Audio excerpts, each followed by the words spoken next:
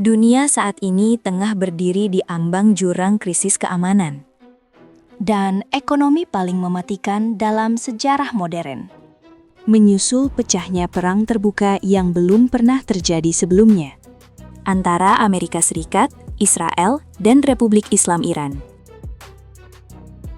Fakta mengejutkan terungkap bahwa sebuah operasi militer senyap dan mematikan pada akhir Februari lalu tidak hanya menghancurkan fasilitas militer strategis Iran, tetapi juga merenggut nyawa pemimpin tertinggi Ayatollah Ali Khamenei, memicu rentetan pembalasan brutal yang kini melumpuhkan urat nadi perdagangan energi global di Teluk Persia. Laporan terbaru menyebutkan bahwa upaya perundingan damai internasional telah menemui jalan buntu, memaksa Amerika Serikat untuk meluncurkan blokade angkatan laut besar-besaran yang berpotensi kuat memicu Perang Dunia Ketiga. Bagaimana rentetan peristiwa kelam ini bermula? Seberapa besar daya hancur yang telah ditimbulkan? Dan apa dampaknya bagi kelangsungan hidup dunia? Serta nasib ratusan warga negara Indonesia yang masih terjebak di pusaran zona perang. Krisis dahsyat yang membakar Timur Tengah ini sesungguhnya tidak terjadi dalam satu malam. Ketegangan ini merupakan titik didih dari kebuntuan negosiasi nuklir yang panjang, sanksi ekonomi yang melumpuhkan, serta benturan kepentingan pasca krisis di Gaza yang meledak sejak akhir tahun 2023. Namun, titik ledak yang memicu konfrontasi raksasa ini terjadi pada tanggal 28 Februari 2026. Tepat pada pukul 3:38 sore waktu timur Amerika Serikat, Presiden Donald Trump yang tengah berada di udara menggunakan pesawat Air Force One memberikan perintah eksekusi operasi militer skala besar dengan sandi Operation Epic Fury. Hanya dalam hitungan jam, militer Israel turut meluncurkan Operation Roaring Lion, mengerahkan lebih dari 200 jet tempur dan menjatuhkan ribuan bom dalam operasi serangan udara terbesar sepanjang sejarah negara tersebut. Fakta yang paling mencengangkan dari serangan Fajar ini adalah operasi penipuan intelijen tingkat tinggi yang dilakukan secara bersama-sama oleh Amerika Serikat dan Israel. Laporan intelijen mengonfirmasi bahwa selama berbulan-bulan, kedua negara ini dengan sengaja memanipulasi citra satelit militer mereka, menyembunyikan armada jet tempur, dan menciptakan ilusi seolah-olah tidak ada aktivitas militer mencurigakan yang sedang berlangsung. Taktik pengecoh ini berhasil secara gemilang, membuat para petinggi pemerintahan dan militer Iran tetap merasa aman untuk mengadakan berbagai pertemuan di markas-markas vital di Teheran, tanpa menyadari bahwa maut sedang mengintai dari langit. Hantaman rudal jelajah dan bom berpandu presisi yang dijatuhkan pada hari itu langsung melumpuhkan pusat-pusat komando utama Garda Revolusi Iran. Akan tetapi, pukulan paling telak dan bersejarah adalah hancurnya kompleks kediaman pemimpin tertinggi Iran. Ayatollah Ali Khamenei dipastikan tewas dalam gempuran udara tersebut, bersama dengan sejumlah anggota keluarganya dan petinggi intelijen tingkat tinggi, memicu guncangan politik dan kekosongan kekuasaan terbesar di Iran sejak Revolusi Islam tahun 1979. Menyusul wafatnya sang pemimpin, pemerintah Iran langsung menetapkan masa berkabung nasional selama 40 hari. Walau terguncang hebat, tak butuh waktu lama bagi struktur kekuasaan Iran untuk merapatkan barisan. Di mana pada tanggal 8 Maret, putra kedua mendiang, yakni Mojtaba Khamenei, secara resmi diangkat sebagai pemimpin tertinggi Iran yang baru, meneruskan tongkat komando dan sumpah perlawanan di tengah kobaran peperangan. Sementara itu, gelombang serangan udara tersebut tidak hanya menargetkan nyawa para komandan militer, tetapi juga melumpuhkan infrastruktur strategis negara. Rentetan rudal menghantam bangunan Dewan Keamanan Nasional, pabrik perakitan drone, hingga fasilitas pengayaan nuklir di seluruh penjuru negeri. Kehancuran fisik ini turut diperparah secara instan oleh serangan siber paling masif dalam sejarah Iran. Serangan siber ini meretas jaringan nasional, mengakibatkan pemadaman internet hingga nyaris total, memutuskan saluran komunikasi pemerintah, dan membiarkan masyarakat sipil dalam kebutaan informasi serta kepanikan luar biasa selama lebih dari 60 jam berturut-turut. Menghadapi invasi frontal yang belum pernah dialami sejak Perang Iran-Irak, Teheran merespons dengan kemarahan penuh. Kurang dari 24 jam setelah serangan mematikan tersebut, Korps Garda Revolusi Islam menginisiasi Operation True Promise V, melepaskan gelombang serangan balasan mematikan berupa ratusan drone kamikaze Shahed dan hujan rudal balistik berdaya ledak tinggi. Sasarannya bukan sekedar wilayah teritorial Israel, seperti Tel Aviv dan Haifa, melainkan meluas ke sejumlah pangkalan militer raksasa milik Amerika Serikat yang selama ini berdiri kokoh di negara-negara Arab sekutunya. Sirine peringatan bahaya meraung-raung merobek keheningan malam di negara-negara Teluk, saat proyektil mematikan Iran menghujani pangkalan udara Al-Udeid di Qatar, markas besar Angkatan Laut Armada Kelima AS di Bahrain, pangkalan udara Ali Al-Salem di Kuwait, hingga fasilitas kilang minyak raksasa Aramco di Arab Saudi. Serangan pembalasan ini seketika mengubah lanskap konflik dari perang bilateral menjadi krisis militer berskala regional yang menyeret hampir seluruh negara Timur Tengah ke dalam pusaran medan tempur. Yang menarik perhatian publik global adalah bagaimana strategi pembalasan Iran dirancang dengan perhitungan matematis yang sangat matang. Para perwira militer Iran menyadari sepenuhnya bahwa mereka tidak memiliki dominasi udara yang setara dengan kecanggihan armada tempur siluman F-35 milik Amerika Serikat dan Israel. Data analisis kekuatan militer terbaru tahun 2026 memperlihatkan bahwa Israel sangat mendominasi dalam teknologi pertahanan udara berkat sistem pencegat rudal Iron Dome dan Arrow, yang disokong penuh oleh anggaran pertahanan fantastis mencapai 34,6 miliar dolar Amerika. Sebaliknya, Iran yang anggaran pertahanannya jauh lebih kecil akibat isolasi ekonomi bertahun-tahun, menyiasati ketertinggalan teknologi udaranya dengan strategi perang asimetris dan keunggulan kuantitas. Mengandalkan kekuatan masif lebih dari 610.000 prajurit aktif, serta ribuan peluncur roket artileri mobile, strategi Iran ini sukses besar menguras persediaan munisi pertahanan dan meregangkan kapasitas militer Amerika Serikat serta Israel di berbagai front pertahanan. Lebih jauh lagi, daya hancur balasan armada udara tak berawak Iran terbukti sangat fatal bagi pasukan Amerika Serikat di lapangan. Gelombang serangan drone bunuh diri yang menghantam pangkalan militer instalasi AS di dekat Camp Arif Jan, Kuwait, merenggut nyawa 6 tentara Amerika Serikat secara tragis dan melukai puluhan lainnya dalam sekejap mata. Secara keseluruhan, kerusakan parah menimpa sedikitnya 17 situs pangkalan militer Washington di sepanjang Timur Tengah, membuat banyak di antaranya luluh lantak dan nyaris tidak bisa dioperasikan kembali. Kerusakan tingkat tinggi ini memaksa militer Amerika mengevakuasi ribuan tentara mereka ke fasilitas-fasilitas komersial seperti hotel, yang memicu tuduhan bahwa mereka tengah menggunakan warga sipil sebagai tameng hidup. Hancurnya fasilitas militer dan jatuhnya korban jiwa berskala masif dari pihak Amerika Serikat dan Israel ini memicu reaksi kepanikan yang tak terhindarkan. Di dalam negeri Israel, pemerintah dengan cepat mendeklarasikan keadaan darurat nasional tertinggi. Warga sipil diperintahkan untuk segera mengungsi ke bunker bawah tanah. Kegiatan rumah sakit militer dan sipil dievakuasi ke fasilitas perlindungan bawah tanah, dan puluhan ribu tentara cadangan dipanggil untuk angkat senjata. Kehidupan publik di Israel praktis berhenti berdetak. Sekolah dan bisnis ditutup, sementara masyarakat hidup dalam teror konstan menghadapi hujan rudal balistik Iran yang dilaporkan membawa hulu ledak munisi tandan atau cluster bombs, yang dengan sengaja dijatuhkan ke wilayah padat penduduk seperti di Ramat Gan untuk menebar ketakutan. Kengerian yang sama parahnya, atau bahkan lebih mengerikan, dirasakan oleh masyarakat sipil di jalanan Teheran dan berbagai kota di Iran, di bawah bayang-bayang jet tempur mutakhir yang tak henti membombardir wilayah udara mereka. Kepanikan dan keputusasaan melanda warga. Infrastruktur vital dan permukiman turut hancur menjadi debu. Fakta paling tragis dan memilukan dilaporkan dari kota Minab, di mana sebuah rudal jelajah presisi milik militer Amerika Serikat menghantam telak sebuah sekolah dasar perempuan yang berdekatan dengan kompleks militer. Tragedi ini menyebabkan lebih dari 170 anak-anak sekolah dasar dan warga tak berdosa tewas terkubur reruntuhan bangunan. Pihak militer AS dalam investigasi awalnya berkilah bahwa serangan mematikan tersebut adalah kecelakaan fatal akibat penggunaan data intelijen penargetan yang sudah usang. Namun, dalih tersebut tidak meredam kemarahan dunia internasional yang mencemarkan keras insiden itu sebagai sebuah kejahatan perang dan pelanggaran hukum kemanusiaan internasional yang sangat keji. Dari kengerian yang menyelimuti warga sipil dan hancurnya fasilitas publik seperti sekolah dasar di Minab, daya hancur perang ini nyatanya terus merambat bak api liar ke berbagai infrastruktur sipil dan militer lainnya.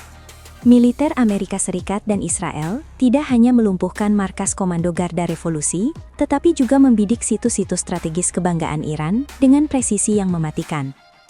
Salah satu serangan yang paling menuai kecaman tajam adalah hancurnya jembatan B1 yang menghubungkan Teheran dan Karaj, sebuah struktur megah yang diklaim sebagai jembatan tertinggi di Timur Tengah. Serangan rudal ganda tersebut menewaskan 8 orang dan melukai hampir 100 lainnya. Tepat pada saat warga sipil Iran tengah berkumpul di taman bawah jembatan untuk merayakan festival tradisional Sizdah Bedar. Di front lain, fasilitas pengayaan nuklir bawah tanah Natanz tak luput dari gempuran mematikan. Menggunakan bom penembus bunker, Amerika Serikat menghancurkan situs tersebut dan memicu peringatan darurat dari Badan Energi Atom Internasional atas resiko tinggi kebocoran radiasi nuklir. Sementara itu, eskalasi di perairan juga mencetak sejarah baru yang kelam dan belum pernah terjadi selama lebih dari 4 dekade.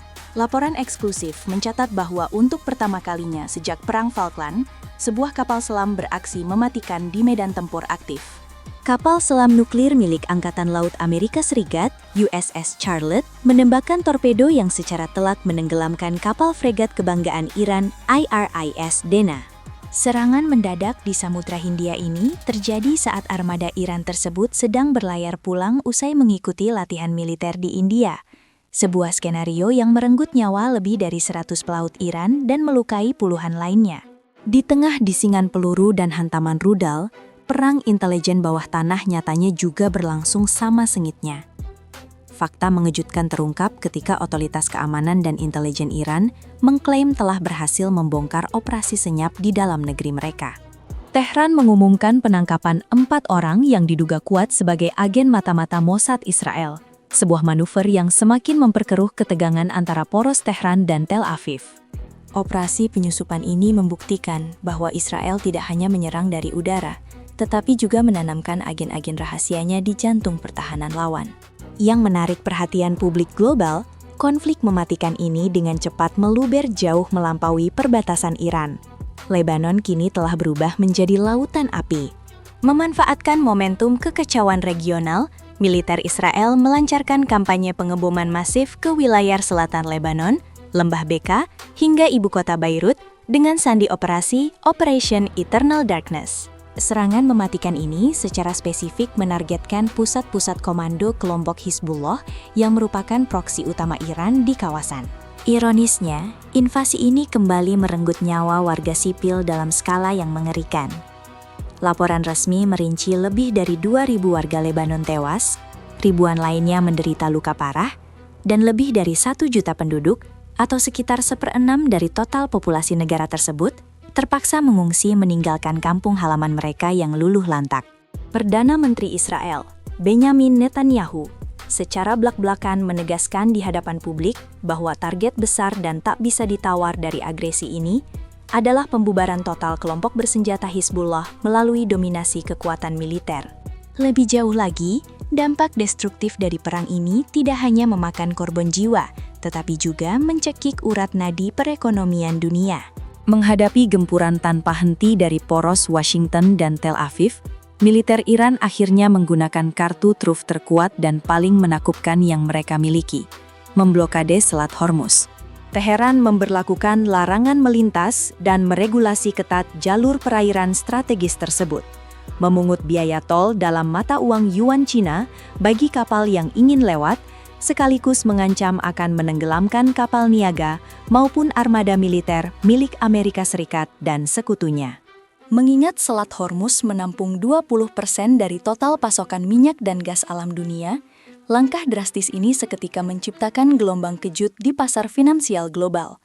Harga minyak mentah Brent meledak tajam, meroket hingga menembus angka fantastis $139 Amerika per barel, menciptakan krisis gangguan suplai energi terbesar yang pernah dialami umat manusia sejak era krisis energi tahun 1970-an.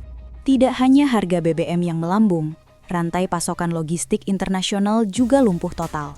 Industri otomotif, elektronik, dan tekstil yang sangat bergantung pada sistem pengiriman logistik tepat waktu, kini berhadapan dengan biaya pengiriman yang membengkak luar biasa.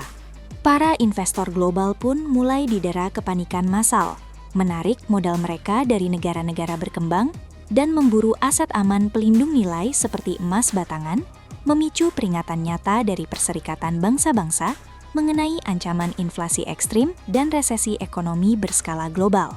Lantas, di tengah pusaran maut, krisis ekonomi, dan desingan rudal balistik ini, bagaimana nasib ratusan warga negara Indonesia yang tengah mengadu nasib di wilayah konflik?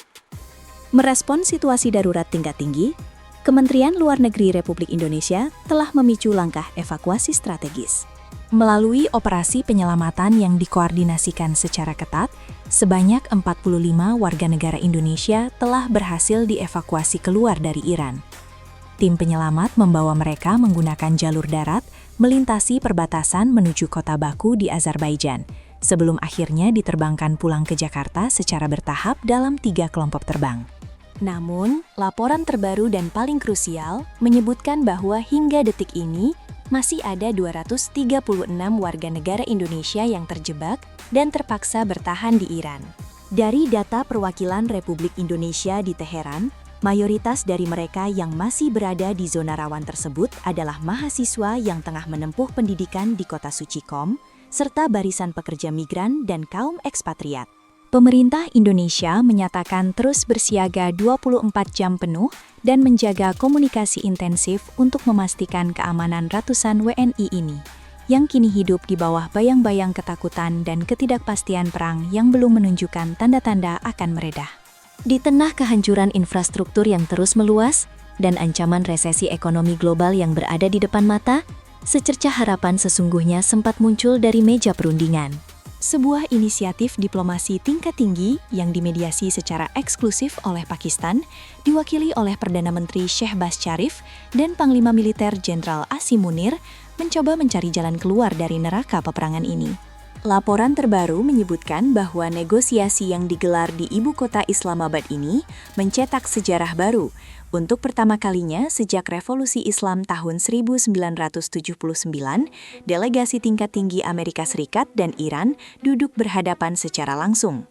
Delegasi Washington dipimpin oleh Wakil Presiden J.D. Vance, sementara Teheran, dalam sebuah langkah konsensus yang belum pernah terjadi sebelumnya, mengutus Ketua Parlemen Mohammad Baqir Khalibaf untuk memimpin tim negosiator mereka. Fakta mengejutkan terungkap bahwa proses perundingan ini berjalan sangat alot, memakan waktu hingga 21 jam secara maraton. Amerika Serikat menyodorkan 15 poin proposal perdamaian yang menuntut penghentian total program nuklir Iran dan pembukaan segera Selat Hormuz.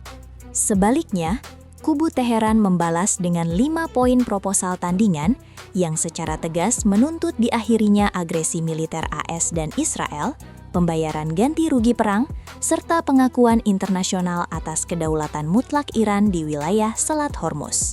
Tarik ulur diplomatik ini akhirnya membuahkan sebuah kesepakatan gencatan senjata sementara berdurasi 2 pekan, yang secara resmi dimulai pada tanggal 8 April 2026. Dunia pun sempat menghela napas lega melihat meredanya desingan peluru di langit Timur Tengah.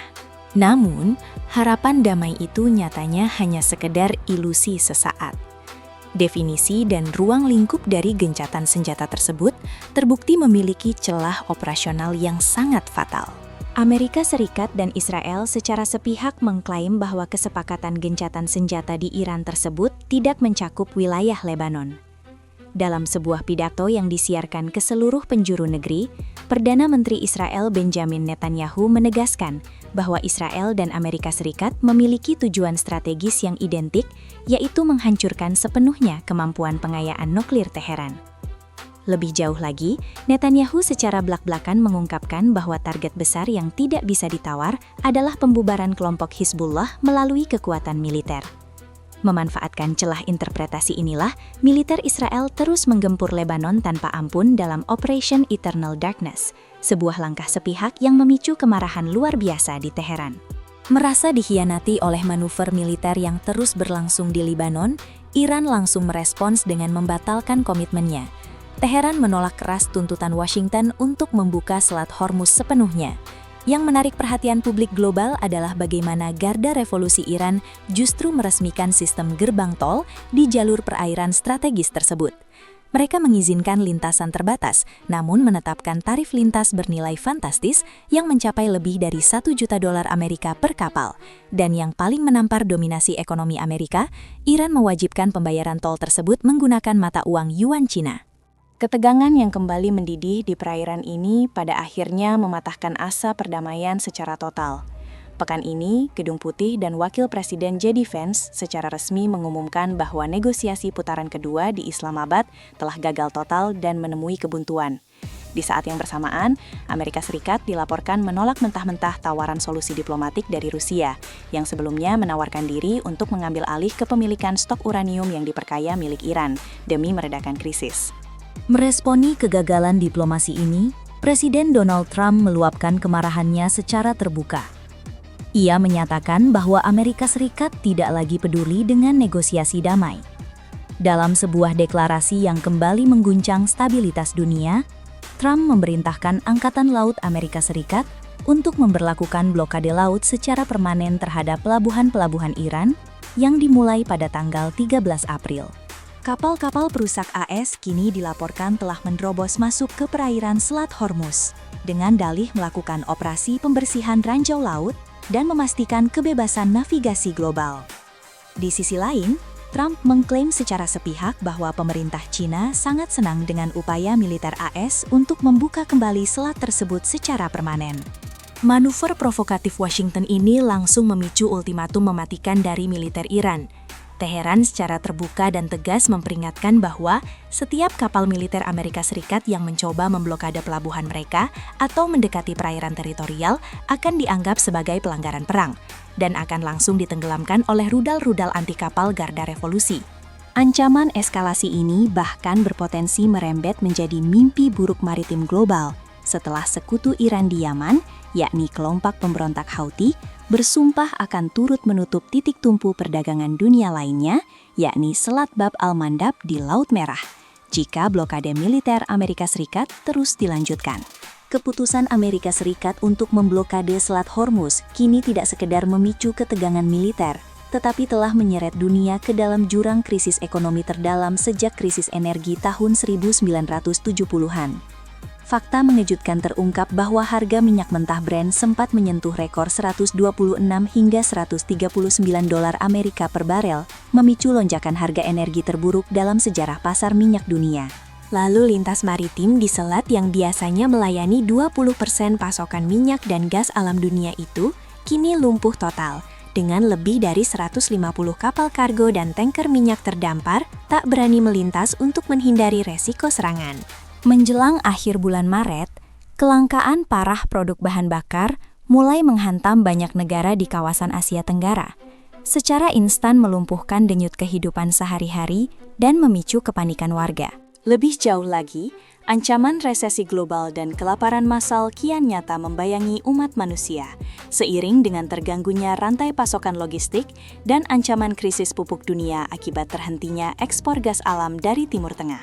Sementara itu, pertempuran mematikan ini ternyata tidak hanya terjadi di medan perang darat, laut, dan udara, tetapi juga merambah ganas ke ruang dunia maya. Laporan intelijen terbaru membeberkan bahwa serangan drone milik militer Iran telah berhasil menghantam 3 pusat data raksasa milik Amazon Web Services di Uni Emirat Arab. Serangan cyber dan fisik ini memicu kebakaran serta kerusakan struktural parah, yang pada akhirnya mengakibatkan pemadaman infrastruktur web mendasar di seluruh penjuru Timur Tengah.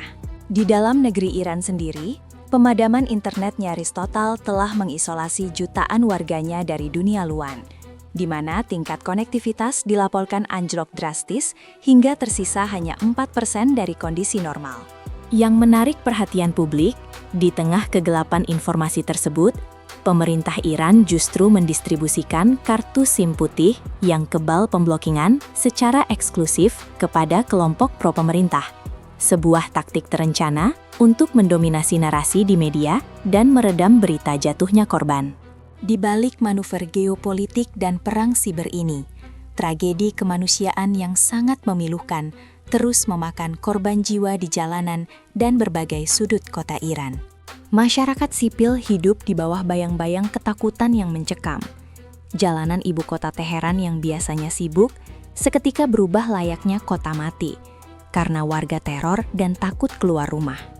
Laporan mengerikan juga datang dari penjara Evin yang terkenal akan penjagaannya, di mana para tahanan dilaporkan hidup sangat memprihatinkan dan hanya menerima jatah sepotong roti serta air yang sangat terbatas semenjak perang berkecamuk. Kengerian ini semakin memilukan ketika Lembaga Hak Asasi Manusia mengungkap temuan bahwa militer Iran diduga kuat mulai mengerahkan anak-anak di bawah umur sebagai bagian dari aparat keamanan. Fakta yang tak terbantahkan tercatat ketika seorang anak laki-laki berusia 11 tahun bernama Ali Reza Jafari dipastikan tewas meregang nyawa akibat serangan udara, tepat saat ia ditugaskan berjaga di sebuah pos pemeriksaan keamanan. Lebih jauh lagi, daya hancur sesungguhnya dari perang ini tergambar jelas dari statistik korban jiwa yang terus melonjak tajam dari hari ke hari. Estimasi data terbaru mencatat setidaknya lebih dari 5.700 hingga melampaui 10.000 jiwa telah tewas secara tragis dalam pusaran konflik ini, sementara lebih dari 42.000 orang menderita luka-luka fisik dan cacat permanen. Di pihak Iran, berbagai laporan mengonfirmasi kematian antara 3.300 hingga lebih dari 7.000 orang, yang mana sebagian besar di antaranya adalah warga sipil tak berdosa, serta ratusan anak-anak yang masa depannya terenggut. Nasib tragis yang tak kalah kelam juga menimpa Lebanon, di mana lebih dari 2.000 warga tewas terkubur di bawah reruntuhan bangunan rumah mereka sendiri. Sebaliknya, kubu Amerika Serikat harus menelan pil pahit dengan kehilangan 15 prajuritnya yang tewas, ditambah dengan lebih dari 500 personel militer lainnya yang menderita luka-luka parah di berbagai pangkalan militer. Di kubu Israel, sedikitnya 40 warga tewas dan lebih dari 7.000 orang dilaporkan terluka akibat hujanan rudal balistik serta drone kamikaze lintas batas. Menyikapi eskalasi yang tak terkendali dan melayangnya ribuan nyawa ini, gelombang kecaman tajam dan kepanikan kini menyelimuti komunitas internasional. Puncak dari ketakutan global meledak hebat ketika Presiden Amerika Serikat Donald Trump melontarkan ancaman bernada genosida di platform media sosialnya, dengan secara sadar memperingatkan bahwa seluruh peradaban akan mati malam ini dan tidak akan pernah bisa dihidupkan kembali apabila pihak Iran menolak untuk menyerah. Pernyataan provokatif dari sang presiden tersebut langsung memicu kecaman keras dari Sekretaris Jenderal Amnesty International, yang mendesak para pemimpin dunia untuk segera bertindak mencegah terjadinya kejahatan dan kekejaman massal pemusnahan etnis. Sejumlah pakar hukum internasional bahkan secara terbuka menyuarakan peringatan bahwa rangkaian operasi gempuran Amerika Serikat dan Israel ini telah dengan sengaja melanggar Piagam Perserikatan Bangsa-Bangsa, serta memenuhi kriteria sebagai kejahatan perang dan kejahatan agresi berskala besar. Menanggapi situasi dunia yang kian tak menentu ini, mantan jaksa Pengadilan Kriminal Internasional Luis Moreno Ocampo menyampaikan peringatan kelam bahwa dunia kita saat ini sedang terseret mundur, bergeser dari sebuah tatanan sistem global yang berdasarkan hukum menuju era kelam di mana kekuasaan dikendalikan sepenuhnya oleh arogansi satu individu. Sikap negara-negara tetangga di kawasan Timur Tengah nyatanya juga mengalami pergeseran aliansi yang sangat dramatis. Pada hari-hari pertama, negara-negara Arab di Teluk Persia dengan lantang menyuarakan penolakan terhadap perang dan mendesak diberlakukannya gencatan senjata demi stabilitas kawasan. Namun, fakta mengejutkan terungkap bahwa setelah militer Iran secara membabi buta melepaskan rentetan rudal dan armada drone yang menghantam wilayah serta fasilitas vital di Bahrain, Uni Emirat Arab, dan Kuwait, sikap negara-negara Arab tersebut berbalik 180 derajat. Laporan rahasia diplomatik membocorkan bahwa mereka kini justru secara tertutup mendesak Amerika Serikat untuk segera menuntaskan agresi ini dan menetralkan kekuatan militer Iran untuk selamanya. Di sisi lain, bara ketegangan ini bahkan telah merembet jauh menembus batas benua hingga ke Asia Selatan. Sementara itu, di balik kekacauan diplomatik dan gempuran misil, medan pertempuran nyatanya juga mencetak rentetan sejarah militer baru yang belum pernah terjadi sebelumnya, sekaligus diwarnai oleh insiden mematikan yang sangat fatal. Laporan militer mengonfirmasi bahwa untuk pertama kalinya dalam sejarah aviasi tempur, sebuah jet tempur siluman generasi kelima F-35 milik Angkatan Udara Israel berhasil menembak jatuh sebuah jet tempur berawak Yak-130 milik Iran di atas wilayah udara Teheran. Di front lautan, kapal selam nuklir Amerika Serikat, USS Charlotte, mencetak rekor kelam dengan menenggelamkan fregat Angkatan Laut Iran, IRS Dena, di perairan Samudra Hindia. Insiden ini menjadikannya sebagai serangan kapal selam pertama yang sukses menenggelamkan kapal musuh sejak Perang Falkland, dan yang pertama bagi armada militer Amerika Serikat sejak era Perang Dunia Kedua. Namun, fakta mengejutkan terungkap bahwa koordinasi militer poros Amerika Serikat dan sekutunya di kawasan Teluk nyatanya tidak luput dari kesalahan fatal yang justru mengorbankan nyawa pasukan mereka sendiri. Sebuah insiden friendly fire atau insiden tembakan kawan sendiri yang sangat tragis dilaporkan terjadi ketika sistem pertahanan atau jet tempur FA-18 milik Angkatan Udara Kuwait secara keliru menembak jatuh 3 jet tempur F-15E milik militer Amerika Serikat. Kejadian memalukan sekaligus mematikan ini menjadi cerminan nyata betapa kacaunya ruang udara di Timur Tengah yang kini disesaki oleh ribuan rudal balistik, armada drone, dan skuadron jet tempur dari berbagai negara. Tingkat kengerian di udara ini memaksa banyak negara untuk segera menutup dan mengosongkan wilayah udara mereka dari penerbangan komersial sipil, memicu pembatalan penerbangan massal dan secara instan melumpuhkan industri aviasi serta pariwisata lintas benua. Beralih ke front pertempuran di perbatasan utara Israel, dampak eskalasi perang ini telah mengoyak kedaulatan negara Lebanon hingga ke titik nadir. Menjadikan rentetan serangan roket dari kelompok Hizbullah sebagai landasan pembenaran, militer Israel tidak hanya melipat gandakan pengeboman brutal dari udara, tetapi secara resmi telah merangsek dan melancarkan invasi darat berskala besar ke wilayah kedaulatan Lebanon. Pasukan tempur dari Divisi ke-91 militer Israel bergerak maju untuk menduduki wilayah perbatasan dengan dalih menciptakan zona penyangga keamanan. Operasi militer destruktif yang diberi sandi Operation Eternal Darkness ini telah meluluh lantakan ratusan pusat komando, membumi hanguskan desa-desa, dan memaksa lebih dari 1 juta warga yang setara dengan 1/6 dari total populasi Lebanon menjadi pengungsi internal di negeri mereka sendiri.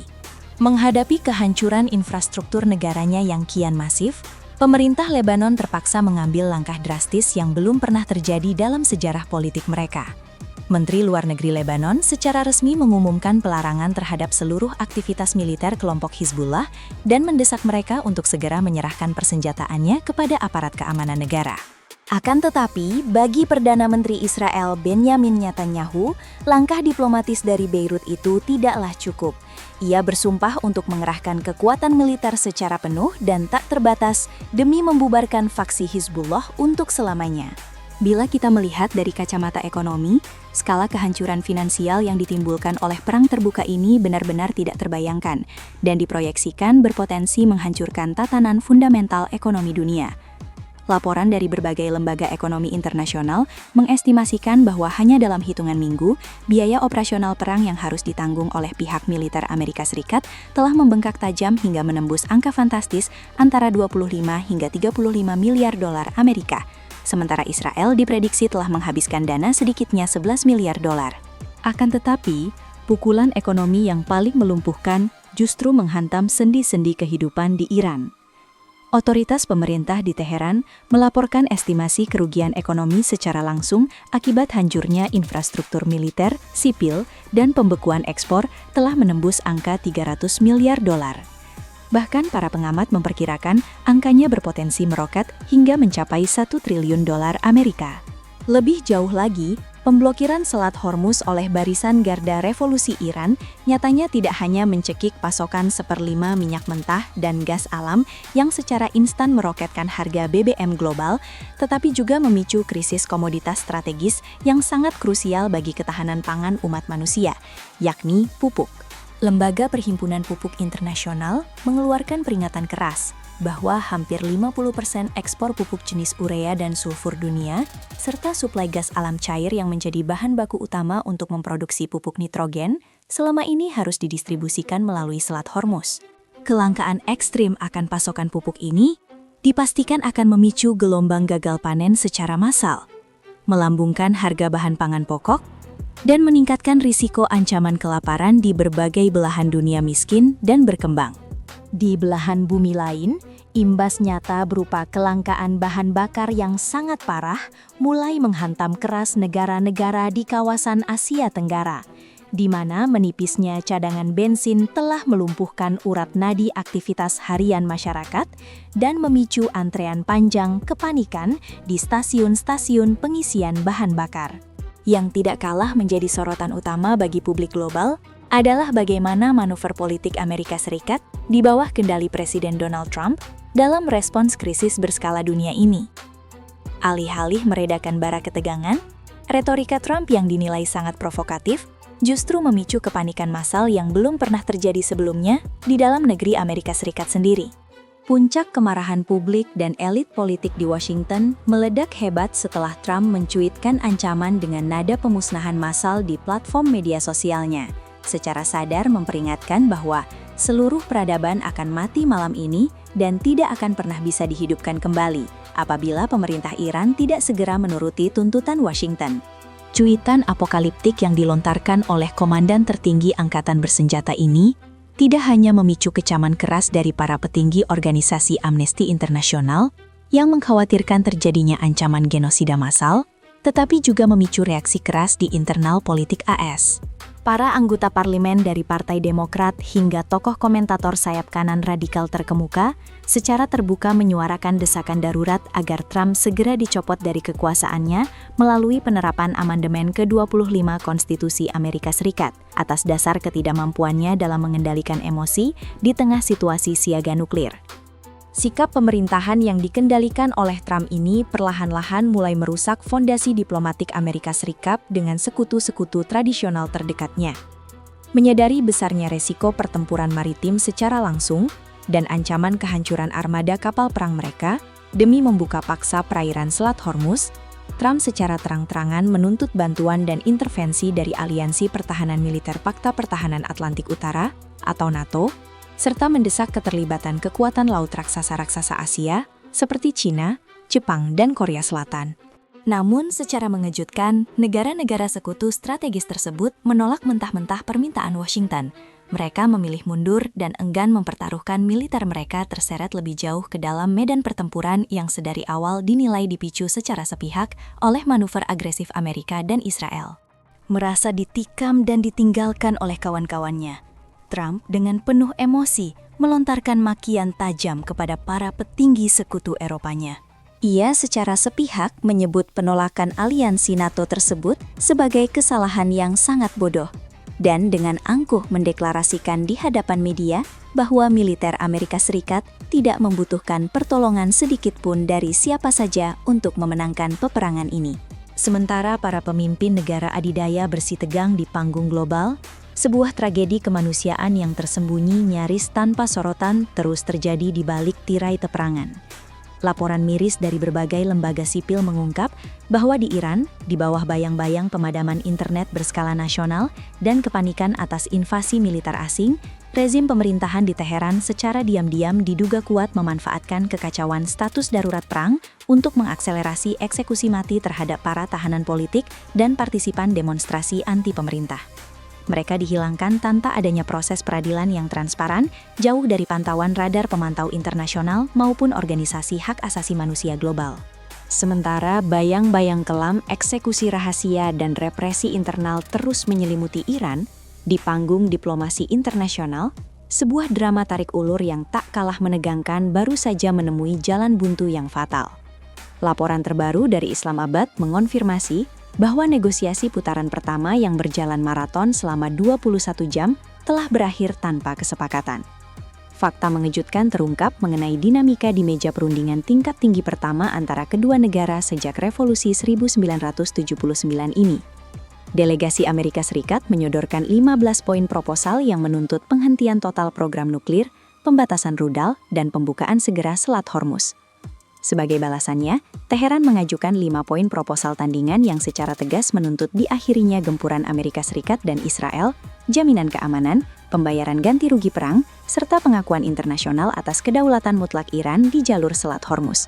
Kebuntuan ini diperparah oleh langkah drastis Teheran yang dilaporkan telah menangguhkan seluruh ekspor petrokimia mereka hingga batas waktu yang tidak ditentukan.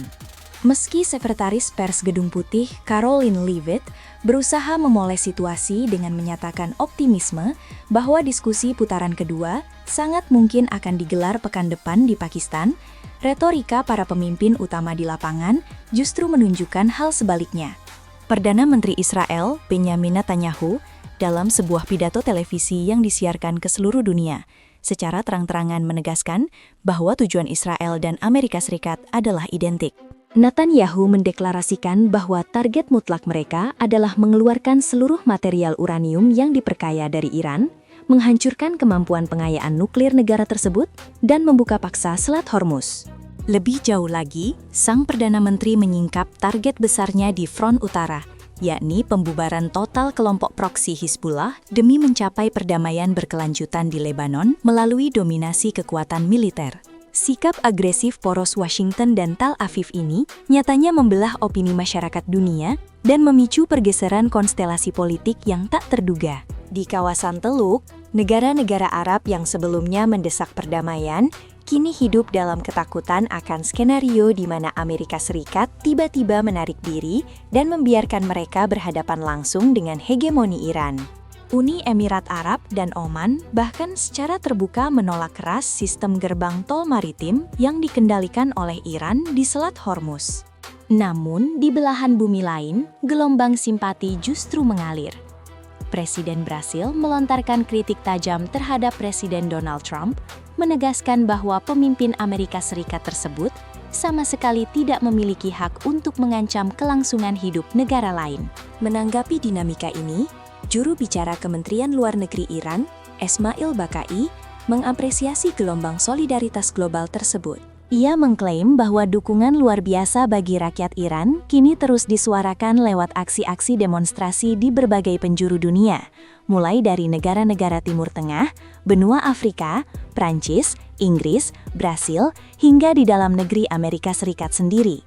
Sementara para elit politik saling melontarkan ancaman, dunia nyata tengah bergulat dengan ancaman keruntuhan ekonomi yang krusial.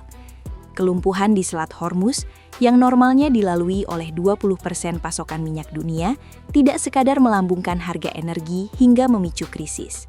Gangguan pengiriman logistik ini kini secara langsung mencekik industri otomotif, elektronik, dan tekstil global yang selama ini sangat bergantung pada sistem rantai pasok tepat waktu atau just-in-time supply chain.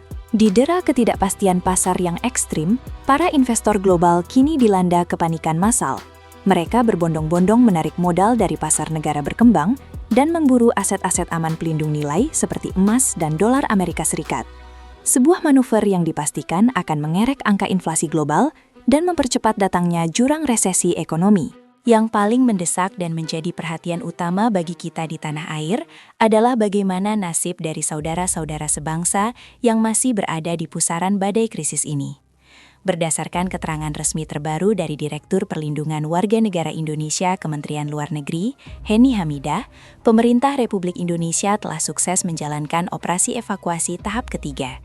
Melalui operasi yang dikoordinasikan secara ketat ini, sebanyak 45 warga negara Indonesia berhasil diselamatkan. Mereka dievakuasi melalui jalur darat yang beresiko tinggi dari ibu kota Teheran menuju Baku di Azerbaijan, sebelum akhirnya diterbangkan ke Jakarta menggunakan pesawat komersial dalam 3 kelompok terbang yang tiba secara berurutan pada tanggal 14, 15, dan 16 April. Saat ini, masih ada 13 orang anak buah kapal asal Indonesia yang bersiaga di Baku, menanti jadwal penerbangan untuk kembali ke pelukan keluarga mereka di tanah air. Namun, fakta yang paling menyita perhatian adalah laporan dari Kedutaan Besar Republik Indonesia di Teheran yang mengonfirmasi bahwa hingga detik ini masih terdapat 236 warga negara Indonesia yang terpaksa bertahan di tengah zona perang Iran. Mayoritas dari mereka adalah para pelajar yang tengah menuntut ilmu di kota Qom, serta barisan pekerja migran Indonesia dan kaum ekspatriat. Di bawah langit yang dirobek oleh deru jet tempur dan ancaman rudal balistik berdaya ledak tinggi, ratusan nyawa warga negara Indonesia ini kini menggantung pada rapuhnya benang diplomasi dan jaminan perlindungan keamanan. Apa yang kita saksikan hari ini bukanlah sekadar krisis regional biasa. Ini adalah sebuah titik balik kelam dalam sejarah peradaban modern, di mana tatanan hukum internasional yang selama ini menjaga kewarasan dunia kini tengah diuji dan bahkan berpotensi dihancurkan oleh arogansi kekuasaan absolut. Ketika urat nadi perdagangan dunia ditutup, ketika fasilitas sipil hancur menjadi debu, dan ketika retorika pemusnahan massal dilontarkan dengan begitu mudahnya oleh para pemimpin negara adidaya, dunia sejatinya tengah berdiri tepat di tepi jurang kehancuran. Akankah suara nalar dan upaya diplomasi perdamaian akhirnya berhasil meredam dentuman meriam?